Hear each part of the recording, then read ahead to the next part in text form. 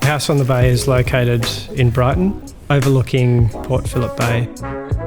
Brighton has always been a playground for Melbourne, and this house celebrates the notion of a beachside residence, but also being something that's a bit more of a permanent home. One of the clients actually grew up along this stretch of beach, and this was very much a forever home for them. When we first met the clients on site, it became really evident that the site was incredibly public. That became a really important thing and theme that kept reoccurring as we developed the design, and how to mitigate this privacy with these remarkable views. It led the building and the design intent to create this cloistered building with a secluded courtyard in the middle, which you could inhabit year-round and be outside, but also experience views out to the bay. The house on the bay is organised over 3 levels.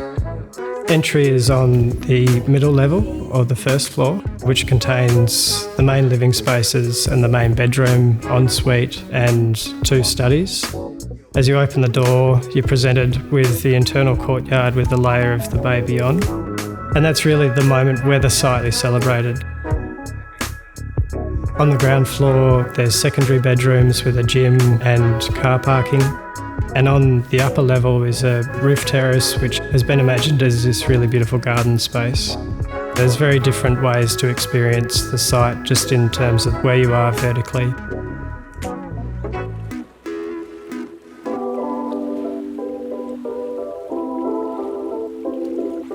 The form of the building was derived around this idea of protection. We actually took reference to the Brighton Sea Baths, which are positioned closely adjacent to the site, and we really wanted this building to reflect that characteristic. And that relationship with a more organic landscape that moves around it was a really striking presence. The expression of the facade was really about trying to enhance this idea of a weathered object within the landscape. We engaged with Shade Factor early in the project and worked with them to develop this really highly bespoke system. It affords quite a lot of flexibility for the clients, creates a lot of animation for that facade, and it's been a delight. We were interested in exploring this idea of shadow play on the facade.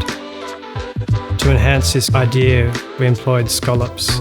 When it's not receiving light, it's really flat and monolithic, but then when light starts to pass over it, it really becomes quite corrugated and stripy, and then it bleeds into this really diffuse light across the scallop. I think that was really important for us, but also the client and the sense of what they wanted the building to look like.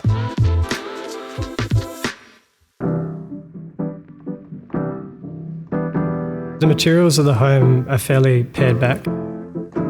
I think the emphasis is really on something that's robust. It's predominantly precast concrete, which has been treated in 2 ways. A fluted precast panel to the external of the building, and then when you start to come into the building itself and into the internal courtyard, it's a polished precast panel that's then been sandblasted, so it feels like it's something that's been eroded. The other predominant material is really the timber battens, which offer a bit more tactility and transparency through the courtyard areas and also to the main facade. Internally, the materials are quite pared back and minimal, with darker tones on the floor and the ceiling to really emphasise that main view out to the bay. The materials were also considered as this canvas that things were painted onto. The landscape and the courtyards, the roof terrace, they became really important contributors to what the overall palette of the building is. I think one of the aspects we're most proud of with House on the Bay is the way that you connect to the landscape.